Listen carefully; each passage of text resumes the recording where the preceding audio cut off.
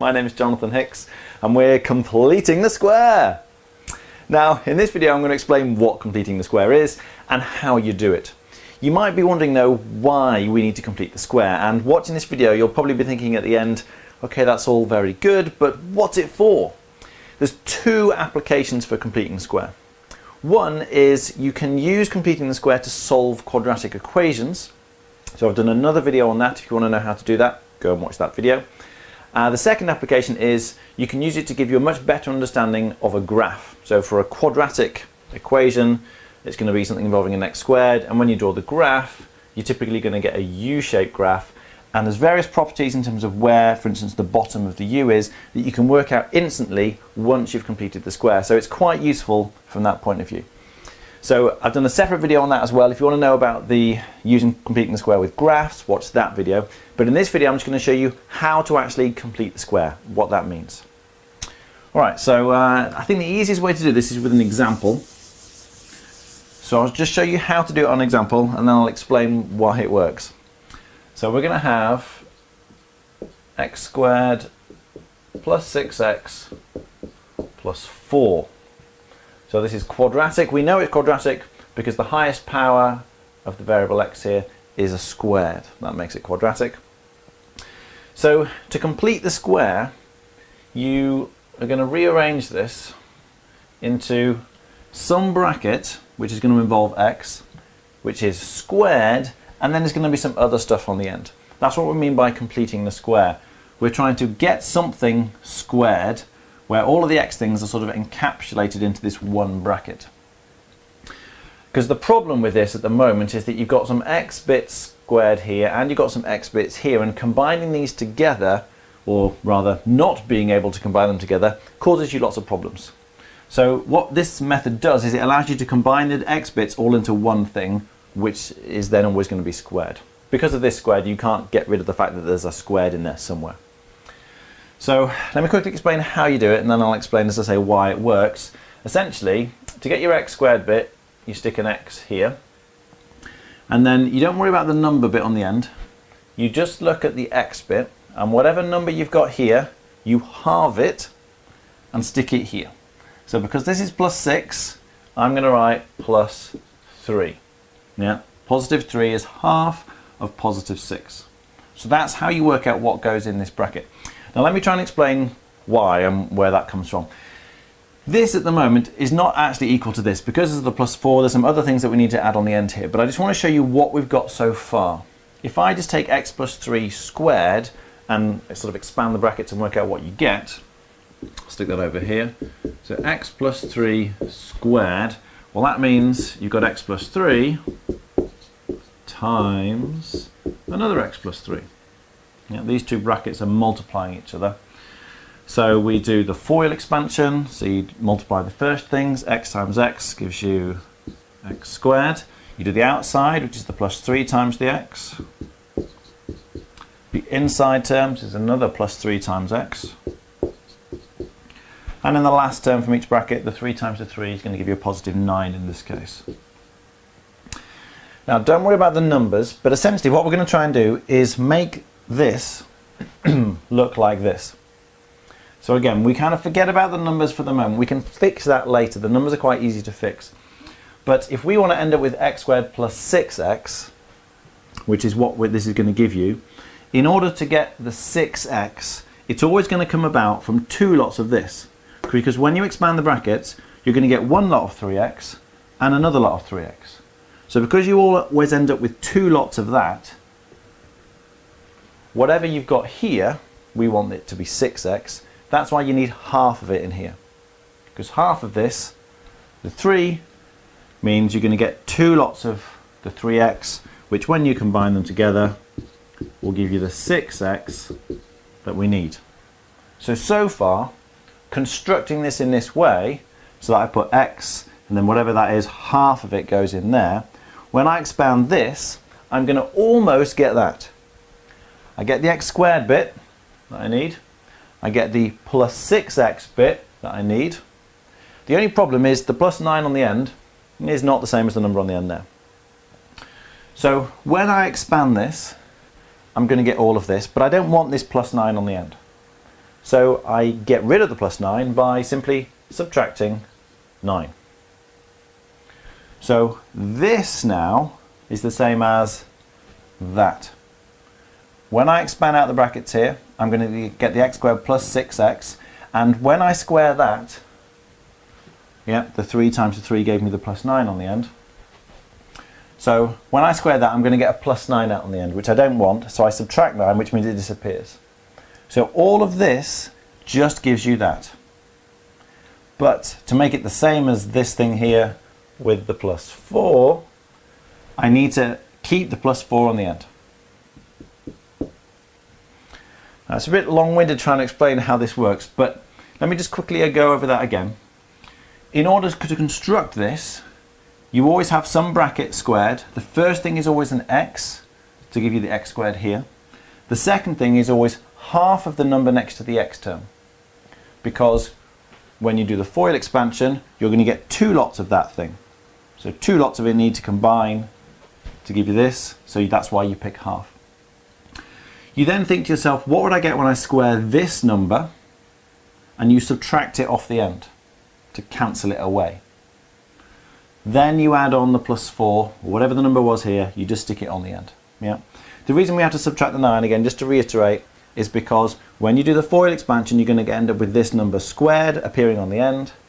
We don't want that appearing on the end, so we just subtract it off to get rid of it. So this thing is the same as this thing. We then just do a little bit of simplifying. Minus 9 plus 4 will give you minus 5. So our final completed square form of this quadratic expression would be this. We say that we've completed the square because all of the x bits are now wrapped up in one place, and they always end up having to be in something, a bracket squared. So that's why it's completing the square. And as I say, this turned out to be quite useful either in graphical applications, or if you're trying to solve quadratic equations, you can do it this way. So that's how you do it. Let me just blast through a few more examples now, and you should get the hang of it. It's quite simple to do in practice. It just feels a bit strange. Right, so we'll get rid of that. I should say that the examples you can get harder examples of this. I've started with quite an easy example, but I'll gradually increase the difficulty as we go through the examples, so you'll see all the different kinds that you might potentially encounter. All right, next example then. So we'll have x squared minus 2x plus 7. So to complete the square, you need some brackets squared. Don't forget the squared, that's really important. X always goes here, not x squared, just x, because when you expand the bracket, you're going to get the x squared out of it. And whatever this, however many lots of x you've got here, you always halve that. So if I've got minus 2, then I put minus 1 here, because that's half of minus 2. Then I think to myself, when I expand the FOIL, do the FOIL expansion for the bracket squared here, I'm going to be squaring this minus 1, and that's going to pop out the end. So minus 1 squared would give me positive 1, which I don't want, so you subtract that off the end. You always subtract off the end whatever this thing is squared. And then whatever the number term is, you just stick that on the end. And the last thing to do is you collect these together and work out what you've got. So our final completed square form for this quadratic expression is x minus 1 squared plus 6, because minus 1 plus 7 is plus 6. Okay, fairly straightforward. Let me quickly expand this just to convince you that this really does give you this. It'll help you just to get your head around what's going on. So you don't normally need to do this. Normally you stop there, you've completed the square. But if we expand the brackets here, so it's going to be x minus 1 times x minus 1, and there's a plus 6 on the end. So x times x gives you x squared. Outside is minus 1 times x, which just gives you minus x. Inside is minus 1 times x, which also gives you minus x. Minus 1 times minus 1 gives you the plus 1, and the plus 6 goes on the end. Collect stuff together, you get x squared here.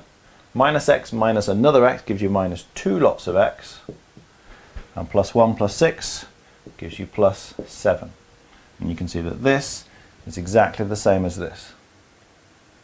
So following through all the different bits there, I mean, if you want to work through it yourself, just hit pause, look at all the steps here. So you can see how I've worked this out. Yeah, you halve that number, subtract off whatever that is squared, remember to add that on, and then collect it together. And the reason it works when you expand it out, you can see where the bits come from. You can see that I'm going to get -2 here, I get 2 lots of the -1 that we put in the bracket. This +1 here comes about from squaring the -1s. It's -1 times -1, which gives you the +1. So that's where all the bits come from. All right, let's do another couple of examples. As I say, we'll make these a bit harder. So far they've all been whole numbers.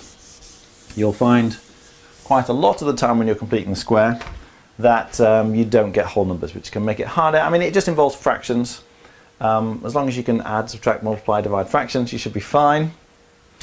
So we'll have x squared plus 3x plus 3. So you need your brackets, which are going to be squared. To get the x squared, you stick an x here. Now to get this number here, you halve whatever you've got there. At the moment I've got +3, so you halve that. Now generally in maths you want to do things with fractions rather than decimals when you don't have whole numbers. So rather than writing 1.5 or something, if it's 3, you just do 3 divided by 2, gives you 3/2. Yeah, you don't actually need to work out what half of it is. If it's not a whole number, you just write whatever it is over 2. So it's easier to use fractions generally. Now, when we do the expansion of this, we're going to get that thing squared popping out the end, which we don't want. So we need to subtract off the end here, whatever 3/2 squared is. If you're squaring a fraction, you just square the top, square the bottom. So we need to subtract 9/4. Yeah, 3 squared is 9, 2 squared is 4. So we subtract 9/4. Don't forget to put your +3 on the end. And then we just work out what we've got. So it's -9/4 plus 3. Now if you're adding and subtracting with fractions, you want the same number on the bottom of the fraction, so I would convert this 3 into quarters. So I've got 3 whole ones in quarters, that's going to be 12 quarters. So -9/4 plus 12 quarters gives you a +3/4. Go and practice adding and subtracting fractions if that was too quick for you. Yeah, you need to be confident with fractions. It makes a big difference when you're doing algebra. So that, oops, and I've missed off the squared there. That is the completed square form for this. So if you have an odd number here, you're always going to end up with fractions here. So just watch out for that. All right, last one then. There's one type of quadratic we haven't looked at so far, and that's where you have a number in front of the x squared. Now that can make it quite a lot more difficult. So I'll show you the method. You very rarely need to do this, I have to admit. So if you had 2x squared plus 8x plus 1, for example, then we've got a bit of a problem because of the 2. Now I'll show you the method here, but as I say, you probably won't need this. I'm just showing it here in case you come across it and you find you do need it, then you can come back and watch this and you'll see, that's how you deal with it. Don't worry about the +1, yeah, we'll come back to the +1 later. You want to try and complete the square just on this bit, but you can't do it with a number in front of the x squared. So you have to separate out the 2 from everything else. You can factorise that bit. So I'm going to put a 2 here, and I'm going to use square brackets, because when we complete the square, that's going to give us round brackets, and I don't want you to get confused between the brackets. So if I take a 2 outside from here, whatever that number is, you basically take that outside. So you'll be left with the x squared by itself on the inside, which is what you need. Now this was plus 8x, so if I take the 2 out, it's going to become plus 4x. Don't try and include the +1 here. Yep. Just close your brackets there, leave the +1 on the outside. We'll come back to that later. So what I've done is I've turned this bit, when you complete the square, you're always looking at these bits, and I've basically got rid of the number in front of the x squared.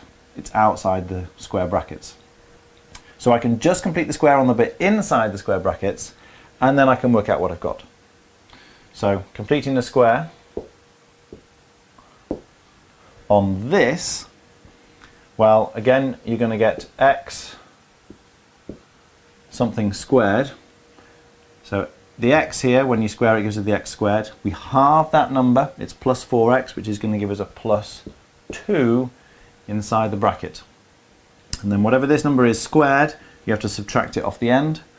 2 squared is 4, so we're going to be subtracting 4 off the end.